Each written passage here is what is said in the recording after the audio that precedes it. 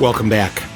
A few weeks ago on Rumble, we had Alexandra Rojas on our podcast here. She's the executive director of Justice Democrats. And if you remember, Justice Democrats are the ones who've been working for the last few years to get working class Democrats like AOC and Jamal Bowman and Cori Bush to convince them to run for office and then defeat the old corporate wing of the Democratic Party in primary campaigns. And that is exactly what's happened with those individuals I just mentioned. While she was talking to me here, she mentioned that there was a primary happening on September 1st in Massachusetts, in the 1st Congressional District of Massachusetts, which is Springfield, Holyoke, and that they had another Justice Democrat running against an incumbent who has been there for nearly 30 years in Congress by the name of Richie Neal. He is the chairman of the incredibly powerful House Ways and Means Committee. And when it comes to the Democrats that are bought and paid for by lobbyists, this is the guy, especially the healthcare industry. Richie Neal ranks at the top. As a matter of fact, if Neal remains in Congress and remains the chairman of that committee, that's what he'll become if, he'll be if the Democrats obviously maintain control and Biden is in the White House. He may be the biggest obstacle in our next Congress, this Democrat, to getting anything good done on healthcare or these other issues. So Richie Neal is now being challenged by my guest today. In 2011, 22-year-old Alex Morse was elected as the youngest mayor ever in the city of Holyoke, Massachusetts, and he's been reelected 3 times since. He's now in his I believe, 4th term. He's at the ripe old age of 31 years old. He is running against Richie Neal next Tuesday. If Alex Morse wins, this would be the next big shocking upset of the powerful incumbent corporate Democrats and another huge victory. I was going to say for the left, but really the majority of Americans want universal health care and they want all these things that Alex Morse stands for. And Richie Neal may say he does, but doesn't. So anyways, after we had Alexandra Rojas on, I went ahead and we contacted Alex Morse. He is in the thick of a very intense campaign right now. The polls have tightened, and we thought if you had a few minutes to talk to the hundreds of thousands of you, especially those of you in Massachusetts, but all across the country, of what we can do to help Alex Morse and send him to Congress come next Tuesday. I have with me now on the line Alex Morse. Alex, how are you? I'm great, Michael. How are you? Good. Thank you so much. And thanks for taking the time. I know you are running all over the place as we are just days ahead of this primary. No, thank you for giving me the opportunity to talk about how important this election is, not just for the people here in the district, but for all of us. And well, tell us, how important is it? Because I have a sense it's very important. Yeah, this is the most important Democratic primary in Congress this year, just given the national implications of this race. And given I'm challenging Congressman Richie Neal, the chair of the House Ways and Means Committee, and every issue from Medicare for all, a single-payer healthcare system, a Green New Deal, national legalization and financing of cannabis and the legalization of marijuana, a wealth tax. I mean, you name the issue, it has to go through the Ways and Means Committee. And he has incredible power, but he's using that power and he's abusing that power on behalf of corporations and special interests that have given him millions of dollars over the last 30 years. And so if we care about these progressive policies, I worry a lot about even a President Biden with a Chairman Neal. We will not see this progress that we so desperately need as a country. And here in the district, it's 87 cities and towns, and people are struggling, suffering, dying in the streets because of lack of access to healthcare from the opioid epidemic. And so people here are ready for accessible leadership, and because we have a lot of ideological issue-based differences that are critically important, but here in the district, he hasn't had a town hall in over 3 years. This is a progressive district that Bernie Sanders beat Hillary Clinton in the Democratic primary in 2016. And so we have a real opportunity to shake up this party and really send a strong message as to what does the future of the Democratic Party look like? Do we want to be bought and paid for by corporate interests, or do we want to have an unbought party that actually stands for working people of this country? Give us an example or two of where Congressman Richie Neal's money comes from. Yeah, so right now he's the number one recipient of corporate money in the entire House of Representatives, more than any Democrat and even more than every Republican. Whoa, stop right there. Number one, even more than every More Republican. than any Republican, the number one recipient. Yeah, him and Kevin McCarthy are still going back. They still go back and forth every couple of months, and Kevin McCarthy goes ahead. And sometimes I say he's number one, even when he's number two, to get Richie to say that. Well, actually, I'm number two. But he has been consistently number one, and this excuse that he uses the money to help other candidates is a shame. And it's why when Democrats are in the White House and Democrats have control of Congress, that we still can't get transformative change. And so this is a guy, the healthcare industry, he talks about the opioid epidemic and caring about it, even after taking tens of thousands of dollars from the opioid manufacturers that intentionally fueled this crisis. And then when you look at the specific ways in which he's used his power as chair, becoming chair in January of 2019, one of the first bills through Ways and Means was to ban people of this country from using the free tax filing service with the IRS after taking money from TurboTax and H&R Block. In October, killing an amendment in the Ways and Means Committee that would have allowed the government to negotiate cheaper drug prescription prices for the American people. And then most notably, in December, after taking $54,000 from Blackstone, a private equity group, he literally single-handedly killed a bill that would have limited surprise medical bills from ambulance companies and from hospitals. And so time and time again, this is a guy that abuses his power on behalf of his corporate donors and tries to mask it as progressive change here in the district. And he does it now. In the time we're in, he does it now. He is on the side of these corporate healthcare industries, on their side. Can you think of any other time other than a pandemic where we would need to be feeling protected and having our healthcare covered instead of being blocked by a Democrat? Yeah, it's amazing to me that, and I said this on the debate stage twice last week. And if you still can't grasp why healthcare should be a fundamental human right in the middle of a pandemic where over 40 million Americans have lost their job, if you think that healthcare should still be tied to employment, then you just don't have what it takes to lead in the urgency of the moment we're in right now as a country. And he continues to take money from big pharma, the healthcare lobby. And we literally have hospitals closing right now in the middle of the pandemic. Inpatient psychiatric hospitals closing, birthing centers closing. In your district. Of color, in the district. Yeah. And this is we have urban communities, and then we have incredibly rural parts of the district, hill towns, the Berkshires. And so people are just crying out, and you would never know that we have one of the most powerful members of Congress representing us. And he thinks, this is a guy that talks like a Republican. He's talking about austerity measures and the deficit when he came out against Pramila Jayapal's Paycheck Guarantee Act. He came out against a $2,000 a month stimulus payment to the American people. Yeah. Can I just go back? You mentioned what he did to block this bill that, the IRS, most Americans don't know this. They have a tax service that's free. They're online, but also they'll get you on the phone. But it's not publicized. People don't know about it.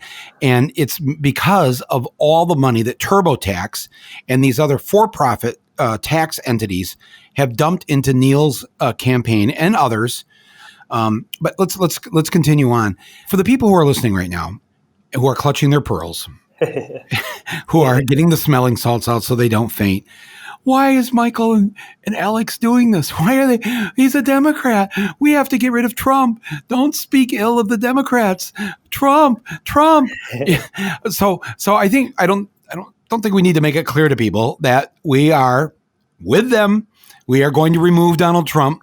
Mm-hmm. We are voting for Joe Biden. Mm-hmm. People are voting with various levels of enthusiasm, but we're voting for Joe Biden. Mm-hmm. Don't worry, folks. If I can say this, Alex, and you can just cut me off and jump in. Beating Trump is just half the job. The other half is undoing the damage that not just Trump, but those who came before him have done to the American people. And that's why Joe Biden needs our help. Joe Biden needs members of Congress. It's not enough just to have AOC and Ilhan and Rashida. Now we're gonna have Jamal, and we're gonna have Cori Bush. But we need more. And you are one of our last chances. This is one of the last primaries coming up where we can defeat an incumbent Democrat who behaves like a Republican, who is at the behest of corporate America and Wall Street. That's not what a true Democrat is. That's not what Franklin Roosevelt or John F. Kennedy, they would never call that a true Democrat. And I think that, in addition to you mentioned the private healthcare, that book in the debate where so many of the candidates on the Democratic side talked about people's beloved private healthcare that they got from their employer. Yeah, well, I mean, people may like their insurance until they have to use it. Exactly. Or for whatever reason, people think that they're always going to have a job from that employer. Mm-hmm. The employer can wake up tomorrow morning, snap his fingers, and say, that's the end of your health care. Yep. Or I'm doubling your deductible. I'm tripling your copay. He has the power to. Why should any human have that power over you? Getting sick and being able to get help is a human right. Absolutely. And you're right. I mean, yeah, we need to elect Joe Biden, but our democracy and our country and our challenges existed long before Trump. And in many ways, having the same elected officials for 3 or 4 decades helped create a culture and environment that allowed for Trump in the first place. And I would remind listeners that it was actually Richard Neal. I mean, Democrats worked tirelessly to take back the House in 2018 with the expectation that we would have basic oversight of this administration. And it was Richard Neal, chair of the Ways and Means Committee, that refused and botched the entire effort to get Donald Trump's tax returns in the first place. I mean, he waited, nearly 7 months to even write what he calls a strongly worded letter to request them. On top of that, he was the one person in Washington that could request a New York state returns. He refused to do that and gave Trump plenty of time to file a lawsuit. And along with Eliot Engel, Richard Neal is the only other chair of this session that hasn't had a single oversight hearing on any aspect of the Trump administration. And so he has been very deliberate from the beginning to work with Trump. He was the lead negotiator in the House on the NAFTA 2.0 USMCA that every climate organization came out against. It is not enough to be a Democrat today. And that's why I'm so excited to go to Congress, join the Progressive Caucus. Lloyd Doggett, a member of the Progressive Caucus, is the likely chair of the Ways and Means Committee. He's one of the good guys. Compare it to Congressman Neal, who supports Medicare for All and a Green New Deal and a wealth tax, everything that Congressman Neal has vocally been against. This is so important, those of you who are listening, that we send people like Alex Morse to Congress, because it isn't just going to, it's one person, Joe Biden, is not going to be able to make this happen on his own.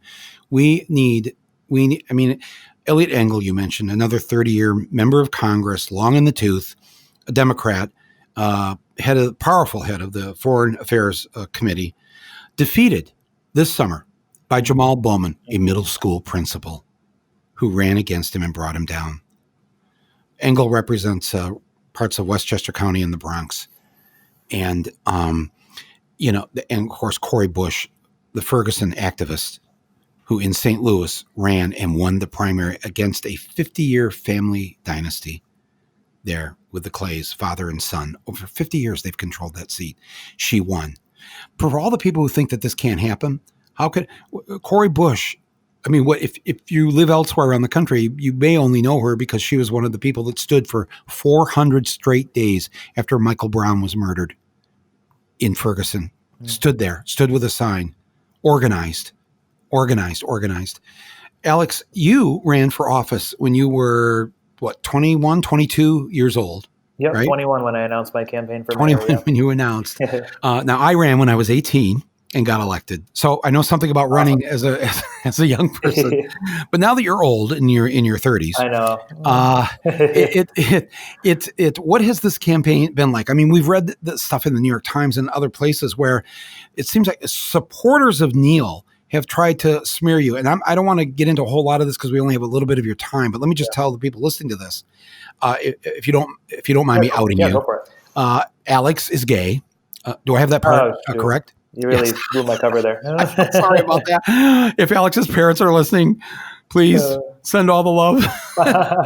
I've never let them read the news for the last 15 years.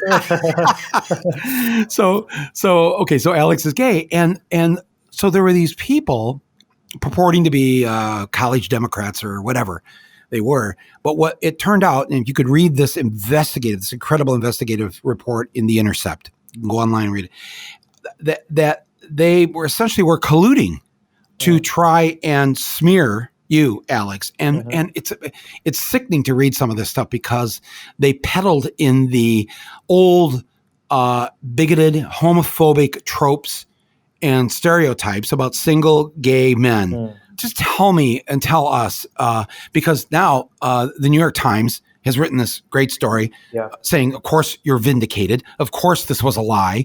And it was a lie perpetrated by people hoping to work to get jobs on Capitol Hill with the Neal apparatus. Just give us just a minute or two version of this so that people who have read about it and may have questions. Yeah, and thank you for bringing it up, because this is exactly what people don't like about politics. And sometimes we think these tactics are exclusive to the Republican Party, and they're obviously not. I mean, this is establishment Democrats doing what they can to damage a likely progressive campaign 3 weeks before, and this was 3 weeks before the most competitive election that Richard Neal has ever been in. And again, yes, this was college Democrats. I got this email saying it was an incredibly vague email, but also as salacious as possible. And then we come to find out that the email itself wasn't written by college Democrats, but written by an attorney for the Massachusetts Democratic Party, who happens to also be a donor to Congressman Neal.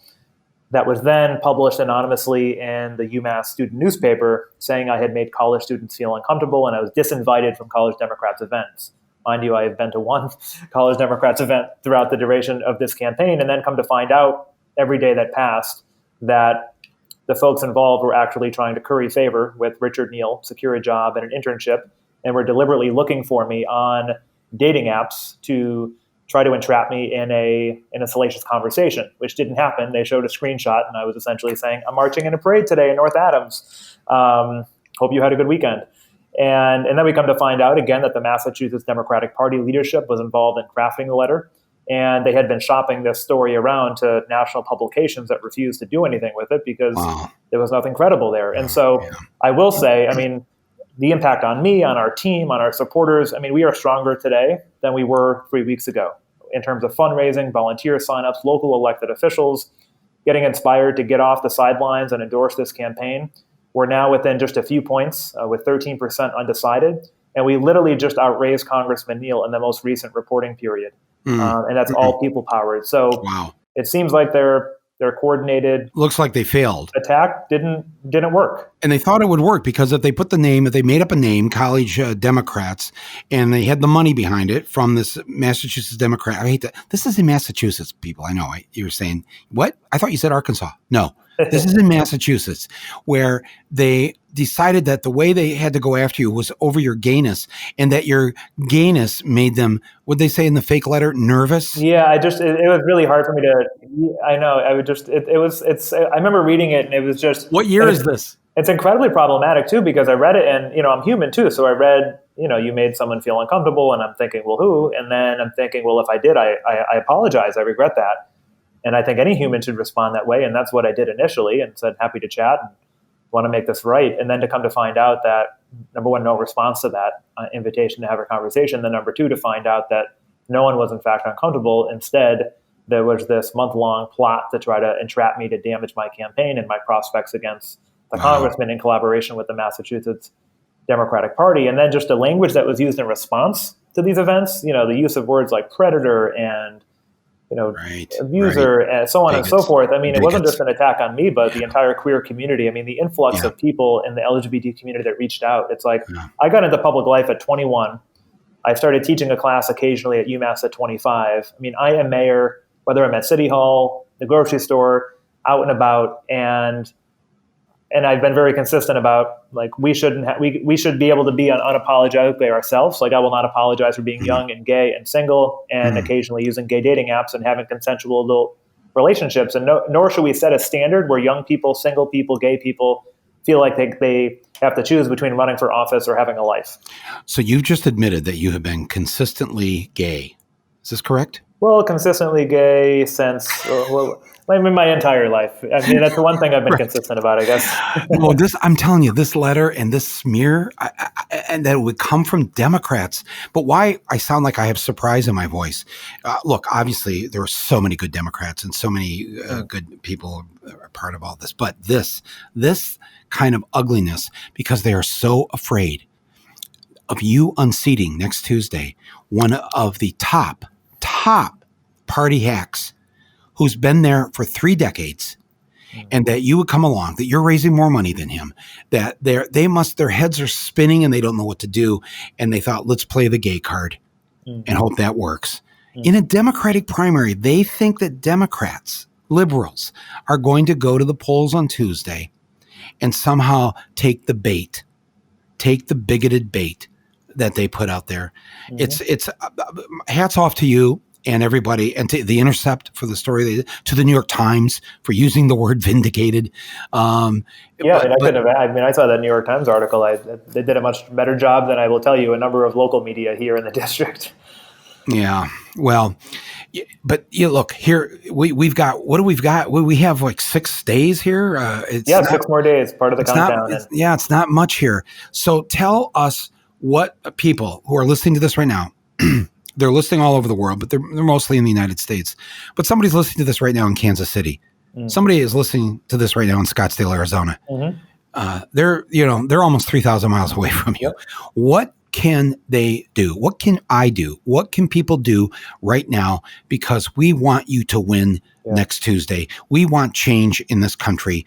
We need you to be there with the squad, with Jamal, with everybody else that is going to turn things around. And we desperately need that change. And I'm so proud to have the support of Jamal Bowman. And just yesterday, Alexandria Ocasio-Cortez and her PAC, Courage to Change, endorsed this campaign. And so we have a lot of momentum. And I look forward to joining the squad, joining the Progressive Caucus. And with 6 days left, we need all the help we can get. Just this morning. Tell us what that help is. Tell us what it is. Just this morning, a PAC on behalf of Congressman Neal did a $500,000 ad buy to run negative ads against me in the coming days. And so we need to make up that gap, make sure we have the resources to compete on air, on TVs, at the mailboxes of folks across the district. And I would encourage people to go to alexmorseforcongress.com. Again, alexmorseforcongress.com. Chip in a few bucks. 97% of our contributions are $200 or less.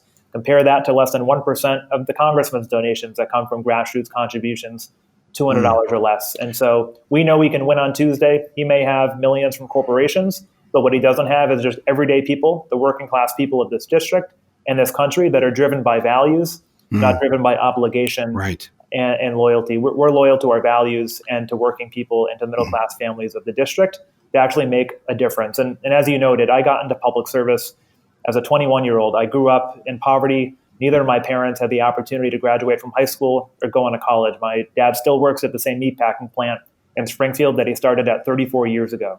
And we need to have a body and a Congress that looks like and has a lived experience of the vast majority of people in this country. And Congressman Neal fails to meet the moment on every single issue that is important in our time. And it's a completely different time than it was in 1988. We have different challenges that require a completely different magnitude of solutions. And so for those listening, encourage you to, again, just visit our website, chip in a few bucks. If you want a phone bank from wherever you are, you can join us. We're going to obviously be getting out the vote this weekend through Election Day, calling undecided voters. How do we join your phone bank? How do we do that? I would go to alexmorseforcongress.com, click on volunteer, go to alexmorseforcongress.com/vote. There's opportunities to sign up to volunteer for Get Out the Vote shifts this upcoming weekend. If people aren't able to write that down right now while you're listening, that's okay. I'll have these links on my podcast site. You just go there and you can click to donate. You can click to join the phone banking effort this weekend. What if people live, say, within 3 or 4 hours of Western Massachusetts? That's a lot of people, by the way, including New York City and its area. What can people do who may just want to come there this weekend and help you? And by the way, these days the weekend is every day. Yeah, so, and I'll tell you, early voting started last Saturday, so every day is Election Day through Tuesday. Although early voting will end on Friday, and then for people that haven't voted by mail or early by Friday night, will have to vote in person on Tuesday. But for folks that are in the area, in New England, in Massachusetts, feel free to come to Holyoke, come to Springfield. We have shifts at all the voting locations throughout the district. Again, there's 87 cities and towns. There's almost a third of Massachusetts. The land area is the biggest district in the state. And it's a beautiful district. It's a diverse district. Yes. And so if you come, we will put you to work talking to voters, persuading voters as they walk into the voting booth, making sure they know about our campaign and what we're fighting for. So if they drive to Holyoke or Springfield, how do they find you? So we're at it's 1548 Northampton Street in Holyoke or 164 Race Street in Holyoke. For those in the Berkshires, We have a field office attached to Dottie's coffee shop in Pittsfield on Front Street. It's one of the most popular coffee shops downtown. And so we'll be staging out of a number of different How's the coffee? It's delicious. They also have fire cider if you want to cleanse your cleanse your stomach and your nasal cavities. They're actually known for it. So and for people who are worried about, especially if they're older people that want to help you, just the coronavirus safety protocols that you have in place for people that want to come and help. Just explain that briefly. Yeah, our campaign manager has a master's in public health, and so we're very intentional about protecting voters, protecting our volunteers, and protecting our team. And so everybody has masks on at all times. We hand out gloves. We give masks to people that don't have them. We have sanitizer. We follow all of the protocols. We are doing some socially distant and safe canvassing. We're going through, housing projects and residential facilities outside, meet the candidate, our endorsers, our supporters, and just encouraging people to, providing transportation, encouraging people to go vote. And so we'll be doing door knocking and phone banking throughout the weekend. And then all day on Tuesday, we'll just be in every corner of the district. And so the more bodies, the better, the more voters we'll talk to, and it will make a difference in a close race like this. What's the legal maximum that people can donate to a primary in a congressional race? The maximum that one person can give for the primary is $2,800. $2,800. Okay. I can do that. So I will, when this podcast, we're done recording, I will send the maximum legal limit to you. I encourage everybody who's listening who can send $25, $50, the smallest amount can help right now. We are up against a behemoth here with Richard Neal and with the old party structure that knows its days are over, that knows that the average age of the average American is 37 years old. And we, the young people, we need them in Congress. We say it's their future. They're in their future right now, and it looks pretty piss poor. So I'm so grateful that you've chosen to run, Alex. I want to give that address again, and I want to spell your last name so people don't think that you and I are related. Morse code. Yes, Morse like the Morse code, not more like Michael Moore. Alex Morse, Morse, for Congress. That spell out the four. Don't put a 4-letter number in there. Alex Morse for Congress.com. And Alex, I'm going to just give the final minute or so here to you. Let's tell people exactly. You'll take office on January 1st, 2nd, whatever the first day is there, before the inauguration. What are you going to do? What is your mission there? What are you going to start with? What are you going to push for? And who are you going to join with to see that we get these things that we, the people, need? Absolutely. And I just can't wait. I'm incredibly excited to join with AOC and Jamal Bowman and members of Congress like Pramila Jayapal and Ro Khanna and Ayanna Pressley. We're going to continue to grow the Progressive Caucus. We'll have a progressive as the chair of the Ways and Means Committee in a Democratic administration and hopefully a Democratic Senate. And that's why down ballot races right now are so critically important. I will immediately sign on to Pramila Jayapal's Medicare for All bill in the House, which is even more expansive than the Sanders bill in the Senate, in that it also provides funding for health centers and hospital infrastructure in rural parts of our country, like Western Massachusetts. Sign on to Ayanna Pressley's Breathe Act to combat police brutality and police violence and those issues in our community. And the opioid epidemic in particular is incredibly personal to me. My brother Doug recently passed away from a heroin overdose, and we have a healthcare system I'm sorry, I didn't know that. We have a broken healthcare system that doesn't treat mental illness, doesn't treat addiction, and it is playing out in the lives of countless Americans in every corner of our country.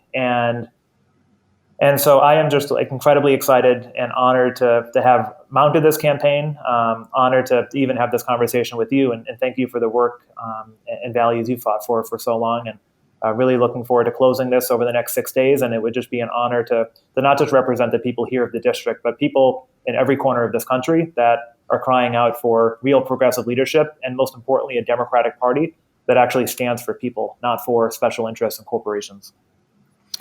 Alex, I wish you the best of luck. I'm there with you.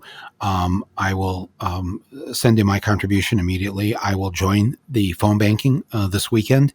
And folks listening to this, Come on. This primary on Tuesday, September 1st, is so critical. As Alex said, this is more important than any of the other primaries that we've been trying to remove these pro-corporate Democrats, because he's on the committee that does all the overseeing of all the disbursement of the funds, of the tax dollars, and has the most lobbyists in his ear, in his pocket, or I think he's in their pocket. They're in each other's pockets. They've become one.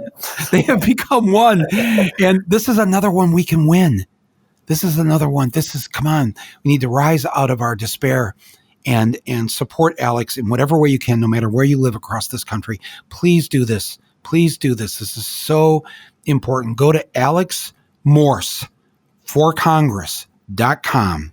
I have the links on my site. If you forget that, just go to it there and support him. We have no choice at this point. And Alex, Mayor of Holyoke, friend of people in Springfield.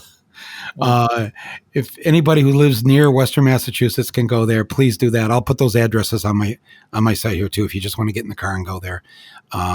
This is a great moment for us right now in these next 6 days. Please participate. Alex, thank you so much. Thank you to everybody up there in Western Mass who are supporting you, and to the rest of the country. We are going to get out there and get behind you, because we know we have numerous jobs. We have to flip the Senate. We have to remove the man who shall not be mentioned. And we have to get you, Alex, in Congress. Thank you so much. No, thank you so much, Michael. I really appreciate the opportunity, and an honor to chat with you. No. The honor's mine, and for the people that are listening. Thank you. Great. Take care. And that's it for this episode of Rumble. I want to thank everybody for tuning in today. Don't forget to give to the Legal Defense Fund. The link is on our podcast platform page here.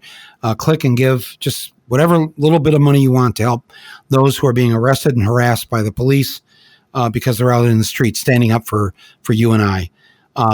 Also, don't forget, we are going to find out about whether we've crossed the 15 million mark. We're verifying things. So I think we have got some good news coming in the next podcast. We've been approaching our 15 millionth download of Rumble since we began a number of months ago. So thank you, everybody who has tuned in for that. Don't forget to send me an email. I read my email. It's mike@michaelmoore.com. And leave me a voice message. You can click the link right here on the podcast page. You got 1 minute to talk to me. I can't call everybody back, but I really do love hearing what you have to say about this podcast. And if there's something you want to say to a few 100,000 people listening to it, there's your chance. So just click on that voicemail link to me here at Rumble. I want to thank our executive producer, Basil Hamden, our editor and sound engineer, Nick Quaz, everybody else who's been supportive for putting together today's episode, from the 1st District of Wisconsin in Kenosha and the 1st District of Massachusetts there in Holyoke and Springfield. It's been, to me, an important day here to bring this information to you and to think about what we're all going to do, whether it's in the streets of Kenosha, Wisconsin, or whether it's next Tuesday at the polls in Western Massachusetts. The power is in our hands. It's up to us to use it. Thanks, everybody. I'll talk to you soon. This is Michael Moore, and this is Rumble.